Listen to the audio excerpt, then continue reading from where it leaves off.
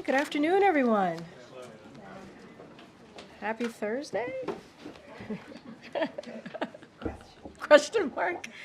So today I am honored to speak to you from our brand new press toast lectern. Yay, yay. And I'm proud to name the lectern in honor of Alice Dunnigan and Ethel Payne, the first two Black women in White House Press Corps, in addition to the annual White House Correspondents Association Award in their name. We are excited to help remember their service to the American public in this way. The Dunnigan-Payne lectern and its accompanying seal were designed over the last year, and they replaced the previous lectern, which had been used in our briefing room since 2007. The previous lectern will be preserved. I'm sure many of you were wondering what was going to happen to the previous lectern, so it's going to be preserved. Now, this lectern, a blend of modernity and tradition, is meant to embody the essence of our country's stature, built using a harmonious combination of metal and black walnut, as you can see. The metal speaks to the resilience and strength of our nation, while the black walnut represents the rich history and the deep-rooted foundations upon which this country stands. The blue paint signifies vigilance, perseverance, and justice. Every member of this team, consisting of Army, Navy, and the civilians, brought unique expertise and skills to the project, and we are deeply grateful for their work and this new addition to our shared space. So, welcome to the lectern here.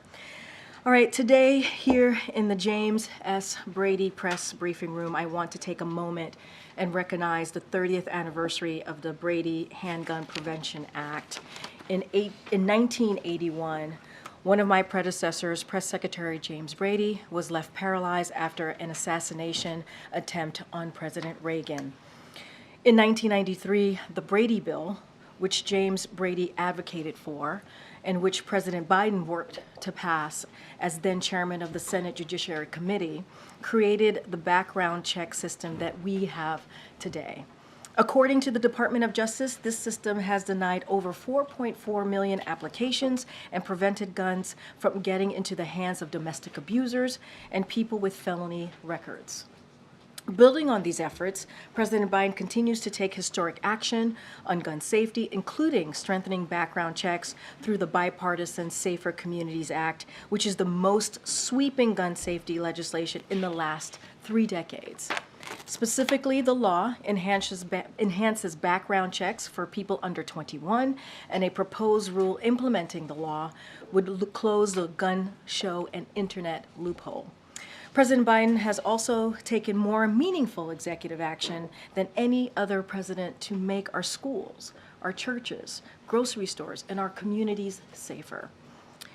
We're also encouraged to see 20 states step up to pass laws to expand background checks to cover private sales, including most recently in Minnesota and also in Michigan. But we can't do it alone. Congress must fully fund the FBI and ATF, who administers the system, and act to establish universal background checks, pass a national red flag law, ban assault weapons, invest in proven solutions, and more. Now, turning to the economy, today and yesterday we got more good news on the economy as inflation continues to fall and the economy continues to grow. Today, annual inflation fell to its lowest level in more than 2.5 years, and monthly inflation was 0. Again, 0. Gas prices are down by $1.77 from their peak after Putin's war. Prices for eggs, milks are down over the last year. The economy grew more than 5% last quarter, stronger than any quarter under Trump outside of the pandemic. We still have more work to do, and we understand that, and we know that. The president understands that. But prices are still too high. That's why President Biden is fighting to lower costs for American families by strengthening our supply chains, taking on Big Pharma to lower prescription drugs, cracking down on price gouging by banning hidden junk fees, and calling on corporations to pass savings on to consumers. Unfortunately, congressional Republicans are pushing Maganomics that fails the middle class with the following: by tax giveaways for the wealthy and big corporations, blowing up the debt, cutting Social Security, Medicare, and Medicaid, raising costs for hardworking families. The good news is the president won't let them. He will not let this happen. We also have significant news from EPA today, building on the Biden-Harris administration's historic commitment to protect children and families from the lead poisoning. The EPA announced a proposal to require water systems to replace lead service lines within 10 years, helping secure safe drinking water for communities across the country. There is no safe level of exposure to lead, particularly for children, and eliminating lead exposure from the air, water, and homes is a crucial component of our commitment to advancing environmental justice. Already, the president's bipartisan infrastructure law is investing more than $50 billion in the largest upgrade to the nation's water infrastructure in history. And the president is going to keep fighting to deliver safe, clean water to every community across the country. And lastly, thank you for your patience. I know it's been a lot. And lastly, tomorrow is World AIDS Day, which was established 35 years ago to commemorate those who have died due to AIDS-related illnesses and honor the more than 40 million individuals with HIV around the world. This year also marks the 20th anniversary of the U.S. President's Emergency Plan for AIDS Relief, otherwise known as PEPFAR. When the program was announced by President George W. Bush in 2003, an AIDS diagnosis was a death sentence, and only 50,000 of the more than 4 million people across sub-Saharan Africa in need of antiretroviral treatment for HIV were receiving it. For more than 20 years, PEPFAR has been one of our nation's most profound transformational investments and has enjoyed strong bipartisan support. PEPFAR has become the largest commitment by any nation to address a single disease in the world, and the program has had a remarkable impact, having saved 25 million lives and enabled 5.5 million babies to be born HIV-free to mothers living with HIV. That's why the Biden-Harris administration continues to urge Congress to reauthorize PEPFAR as part of our commitment to ending HIV/AIDS as a public health threat by 2030. Domestically, the updated National HIV/AIDS Strategy, which was released by President Biden on World AIDS Day back in 2021, continues to provide a roadmap for the nation to accelerate our efforts to end the HIV epidemic in the U.S. by 2030 and increased the number of people in care and on pre-ep. With this year's theme of, and I quote, "Remember and commit," end quote. We remember those we lost to AIDS-related illnesses, emphasize the urgency of our collective commitment to end the HIV epidemic, and recognize the courage and passion that has been essential to the progress we have made so far. Thank you all for your patience. I know that was a lot. We have my colleague from NSC, Admiral John Kirby, here to give an update on all that is happening in the Middle East. John? Were you dozing off? Was I that long and boring? No, it was I was fascinating. like, you seemed shocked. No. It was gripping.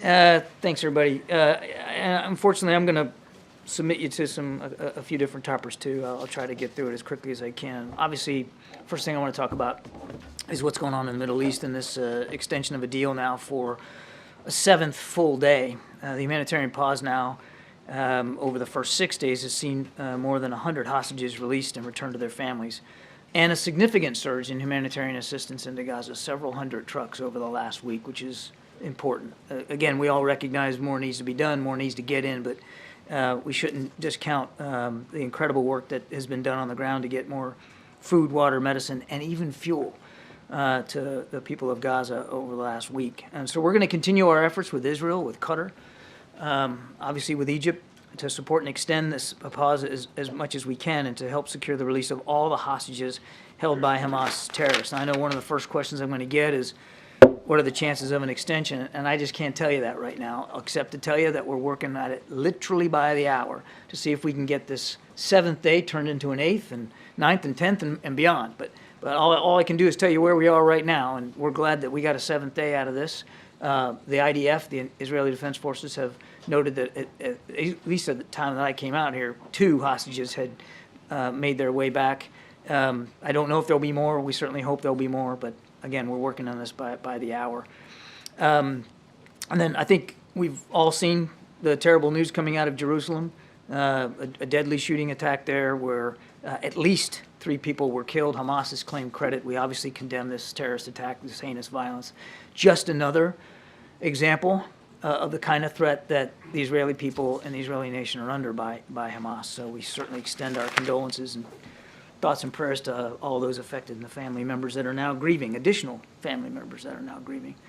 I want to switch, if I could, to Russia and Ukraine. Last winter, Russia sought to destroy Ukraine's critical infrastructure, the energy infrastructure, and to deprive the Ukrainian people of access to heat and electricity at the coldest time of the year. Russia tried to break the will of the Ukrainian people, but of course it failed. As we head into yet another winter, we expect that Russia will return to this cruel tactic and again try to pursue a campaign to destroy Ukraine's critical energy infrastructure. In just the last couple of days, we've seen some airstrikes taken by the Russians that seem to be going after the kind of defensive systems that the Ukrainians have in place to protect their energy infrastructure. And again, over the weekend, they launched a major drone attack against Kyiv and elsewhere. We view this as a strike of a sign of what's to come. For many months, we've been working aggressively with our Ukrainian partners to prepare for this contingency. And as you will all recall, it was a major topic of discussion when President Zelensky visited the White House last September. And ahead of this winter, President Biden and National Security Advisor Sullivan directed the United States government to prioritize these efforts, just as we did last year. So, we've been focused on driving forward 3 key lines of effort.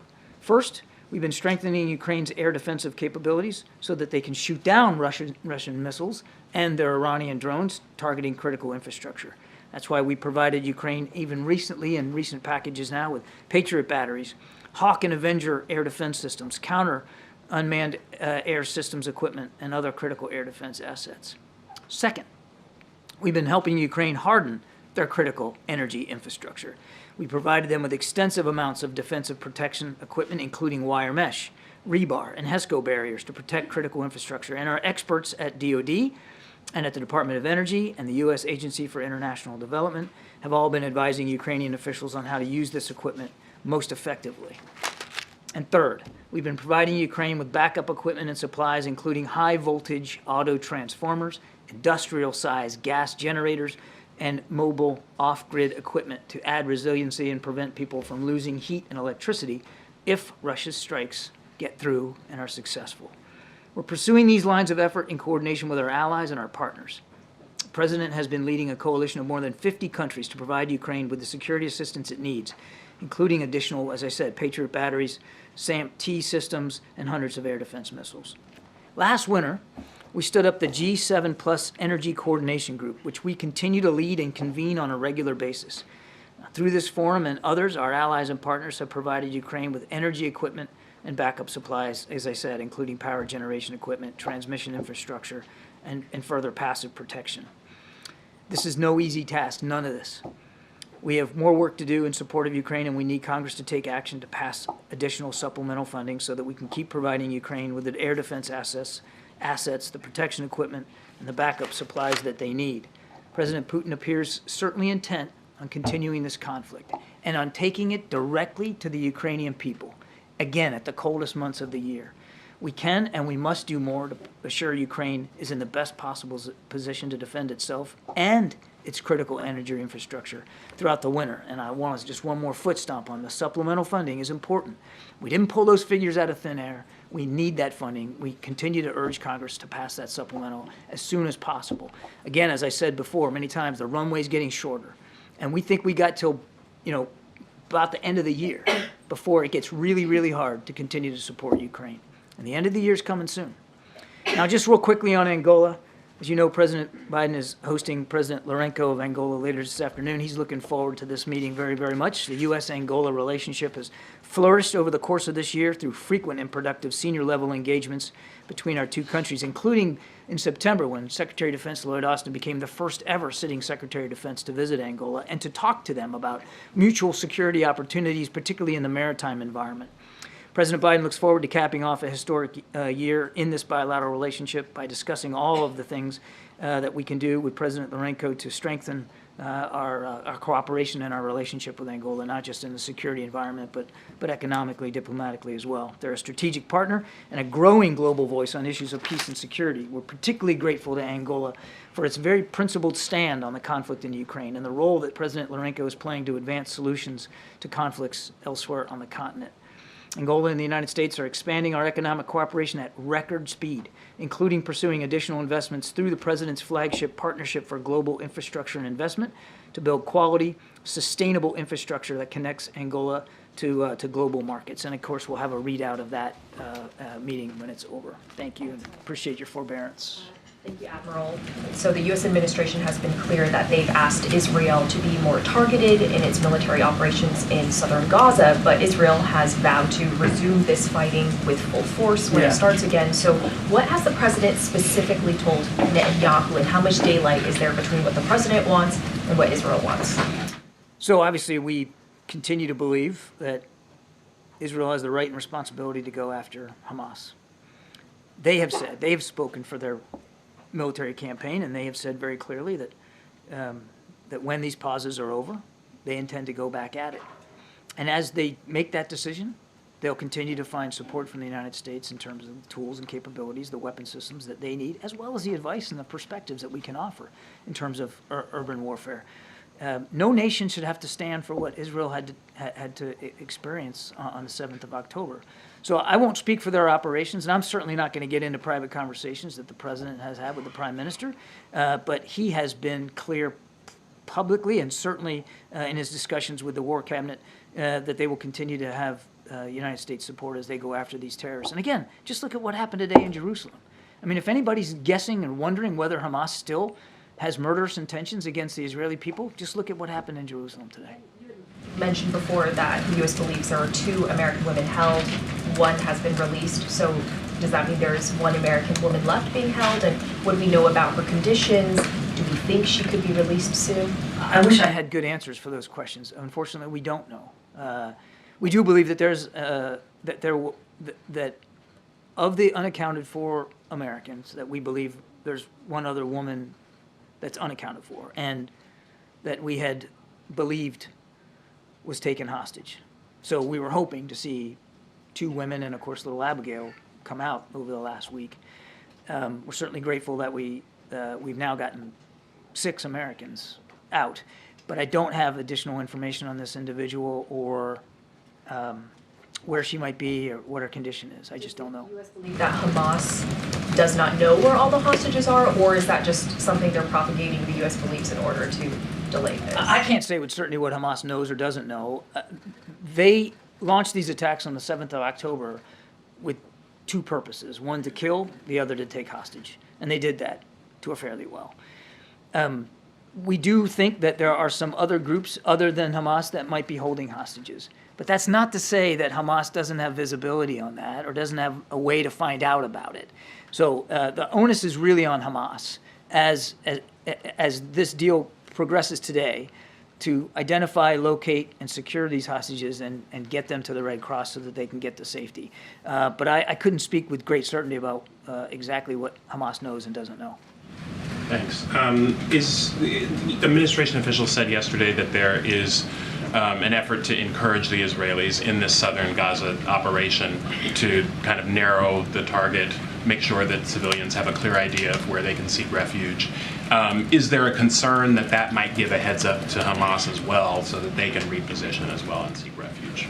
Well, there's a couple of things there, Trevor. First of all, I certainly won't speak for the Israeli military or what their plans and strategies are. I mean, they have a right to operational security in terms of what they're going to do, when they're going to do it, and how they're going to do it. So obviously, we certainly don't want to say anything from the podium or publicly that would put their operational security at risk. Secondly, we have been very consistent and clear with our Israeli counterparts that we do not support a move to the south unless or until they have adequately accounted for the protection of innocent human life, civilian life, in southern Gaza, with the understanding that there's a whole heck of a lot more innocent civilians in southern Gaza than there were a week or two ago, because the Israelis opened up corridors for them to move south. So I won't get too far ahead of operations, but what we want to see and what we're urging our Israeli counterparts to do is to make sure that there's a proper accounting for that, that there is appropriate safety measures put in place so that these additional now hundreds of thousands of civilians are not put at greater harm's way than they already are right now. And then the father of an American hostage that was released from Gaza said that he was invited to the White House to come speak with Biden in person. Do you have a date as set as far as when that's going to take place? No, sir. Okay. And then finally, I was wondering if you have any reaction to the death of Henry Kissinger and any explanation of how he has shaped this administration's foreign policy. I know he's been consulted by Jake Sullivan and Tony Blinken and others. Well, obviously, our condolences go to his entire family over this loss, to his wife Nancy and to everybody else in his family, of course. It's a huge loss. This was a man who, whether you agree with him or not, whether you hold the same views or not, he served in World War II, served his country bravely in uniform, and for decades afterward, which I think we can all be grateful for and appreciate, just the public service. And again, whether you saw eye to eye with him on every issue, there's no question that he shaped foreign policy decisions for decades, and he certainly had an impact on America's role in the world. And so again, our deepest condolences go to the family. Karine, John, thank you. Just to follow up on that, is there a reason why the administration hasn't issued any formal statement from the president or this White House with regard to his death? I wouldn't read anything into that just yet. Okay. And then on the president's comments about conditional aid to Israel, I wanted to follow up because he suggested that if conditions had been in place, the progress that we have seen so far might not have happened. So of all the proposed conditions, can you explain how they would hinder efforts, whether it's, reducing the level of civilian casualties or making sure U.S. weapons are used within humanitarian law? How would any of the proposed conditions slow down or prevent the progress that has been made? Well, rather than speak to these proposed conditions, let me just take a step back and, again, reorient the discussion here. Israel was attacked on the 7th of October in the most heinous way. The president's been clear we're going to continue to support their ability to eliminate that threat, the continued threat that Hamas still poses. At the same time, as we have done that since the early hours, we've been urging our Israeli counterparts to act with as much precision and care and deliberateness as they can in their targeting. Now, again, I'm not discounting the fact that many thousands of innocent people have been killed, many thousands more injured, and hundreds of thousands displaced internally in the country, in Gaza, Gaza. We continue to, again, urge our Israeli counterparts to factor all that in as they plan and execute military operations. And as a result of, and this is what the president was talking about, as a result of our engagement with our Israeli counterparts, we have seen results. I mean, now a week-long pause. At the beginning of this, the idea of a pause was unthinkable to our Israeli counterparts. But now a week-long pause, 100 hostages out, hundreds of trucks of aid getting in. At the outset, the idea of humanitarian assistance getting in was not something that was warmly received as an idea. So the president believes that the approach that we've been taking has had results. Now, again, nobody's discounting or dismissing the loss of innocent life. And we continue to work with and share perspectives about urban warfare with our Israeli counterparts so that they can continue to hone their operations in such a way that there's a reduction and a minimizing of civilian death. But we're going to continue that approach. And John, I hear you. And I know that that's what the president has said repeatedly. In fact, he has supported all of these conditions. These are things that he says he believes in. So I'm asking, talk is one thing, but should there be actions that draw a line to say, hey, if you don't do what we're asking, there will be consequences? We believe that the approach that we're taking thus far has produced effective results. Again, without discounting civilian deaths, and I don't mean to dismiss that at all. Each one's a tragedy, and we mourn them all. But the approach that we're taking thus far is having results, and it has actually had a practical effect on the way our Israeli counterparts have prosecuted these operations. I mean, just look at, for instance, the ground incursion into Gaza. I mean, without getting into too much detail, I tell you, we shared with them our own experience in that kind of urban warfare in places like Fallujah and in places like Mosul.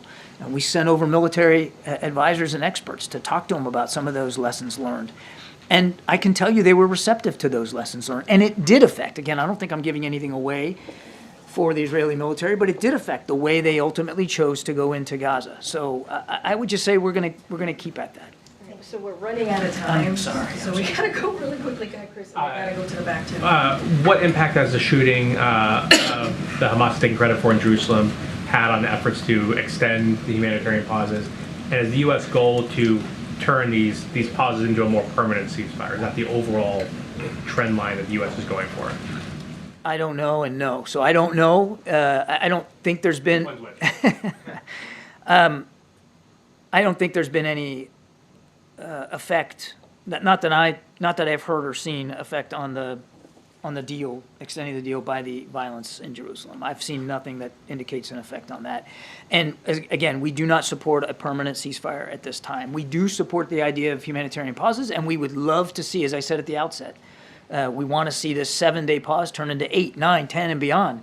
But ultimately, that's going to take Israel and Hamas to agree to the parameters of extending that deal. But in the United States, they'll continue to find an advocate for extension. And how is the alleged plot by Indian government official to assassinate somebody on U.S. soil, how has that affected U.S.-Indian relations, given that, the president recently hosted Modi for a state dinner, relations have been trying to improve, tighten those relations.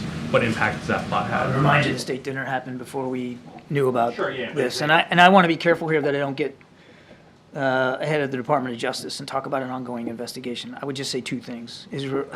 India remains a strategic partner, and we're going to continue to work to improve and strengthen that strategic partnership with India. At the same time, we take this very seriously. These allegations and this investigation, take it very seriously. And we're glad to see that the Indians are too, by announcing their own efforts to investigate this. And we've been clear that we want to see anybody that's responsible for these alleged crimes to be held properly accountable. Thank you. On Venezuela, I wanted to ask about today is the deadline that the administration set for the Venezuelan government to make progress on certain things. One of them lifting the public bans of political opposition leaders who cannot run in elections, start the process to release wrongfully detained Americans. So my question is, have you seen any progress, and is the U.S. prepared to reimpose sanctions, which was the consequence of not seeing progress on this? Haven't seen any progress yet. There's 8 hours left in the day, so we'll see what the Venezuelans decide to do, and I won't get ahead of decisions about sanctions one way or the other going forward. Thank you. I have a few questions about Angola. As you know, this exciting Libido corridor runs through a part of the DRC that's been embroiled in secessionist, violent conflict since 1960. Can the Libido corridor work without peace in that region? And then to that point, how is the White House supporting President Lorenzo in his work as AU peace envoy to bring about peace? And then also, how is the administration engaging bilaterally? I'm on a time clock here. This is the last second to last one. Sorry. I should write these down. The administration engaging bilaterally and multilaterally with Great Lakes leaders to bring about peace. And then finally, what's the president's message to President Lorenzo about his country's poor human rights track record? So, look, I'm going to try to boil this down. Otherwise, I'm going to be in big trouble. So, The president's time. exactly. Me too. This is a relationship that has been improving now, as I said, over the last year. And the president's very much looking forward to this meeting with the Angolan president. There's a lot of ground to cover. So we never shy away from talking about human rights. The president routinely brings that up. I won't get ahead of the president, and we'll have a readout. But he never shies away from talking about human rights when he's talking to foreign leaders. Number two, we welcome President Lorenzo's efforts to foster peace. I said that at the opening statement. His efforts on the continent to improve peace and security and stability are welcome. And I'm absolutely certain that the two leaders will talk about that today and the prospects for that and where that's going, including in the DRC. And number three, on the libido corridor, the president's very excited about this. This is a real landmark effort as part of PGI and helping lower and middle income countries find sustainable investments in their infrastructure that can not only create jobs but also open up economic opportunities, in this case, all across that southern part of sub-Saharan Africa. So it's very exciting, and we're gonna keep pushing forward with it. Yes, sir. Thank you very much, Karine, and thank you, John. Two very brief questions related to foreign policy. One, has the president had discussions with Speaker Johnson akin to those he had with Speaker McCarthy about the supplemental on Ukraine standing alone? And is the price tag on it 60 billion or 47 billion at this point? I'd have to get back to you on whether there was a specific conversation with the speaker on the supplemental. That said, we have had numerous discussions and briefings with members of Congress and staff members about the importance of the supplemental and moving on all four of those buckets: Israel, Ukraine, the Indo-Pacific, and border security. We want to see them act as quickly as possible on that. And the total numbers are on the web to see, but So no standalone then on Ukraine? we want to see all four priorities taken up by Congress and all four funded. The reason why it's a supplemental is because they're all urgent. And as I said earlier, we're running out of runway on Ukraine, and I would tell you the same thing for Israel. We have some existing appropriations and authorities to continue to support Israel, but that well is not endlessly deep either. And will the president send, or has he chosen a representative to go to President-elect Milei's inauguration on the following Sunday? Not that I'm aware of. One of the key provisions of this deal was getting Red Cross officials in to access the hostages and see their conditions. With the fragility of the truce being there right now, is there any realistic hope that the Red Cross is actually going to get any access to these people? That's part of the deal. That's what our expectation is, that Hamas will allow that access. That was part of that arrangement. Have they just simply been saying no at this point? I don't know how much access they've actually had, but that's part of the deal, what they signed up to. So we'll see. We'll see if we can get an extension on this. I mean, it's part of the deal for pauses. So during the pause, while you're getting hostages out and aid in, Red Cross gets access. So again, we got one more day today. Hopefully we can get this thing extended, and we'll see. Does the U.S. have any other way that they feel they can determine the condition of these hostages, especially the Americans? That's why the Red Cross access is so important, because it's eyes on. It's an independent view and a look to see how these people are doing, and that's why it's so important. Why we've been fighting for it. Can I thank you. On Angola. Thank you, John. Regarding the attack in Jerusalem, in which Hamas is taking credit, does the U.S. View that attack in any way to be a violation of the ongoing truce between Israel and Hamas?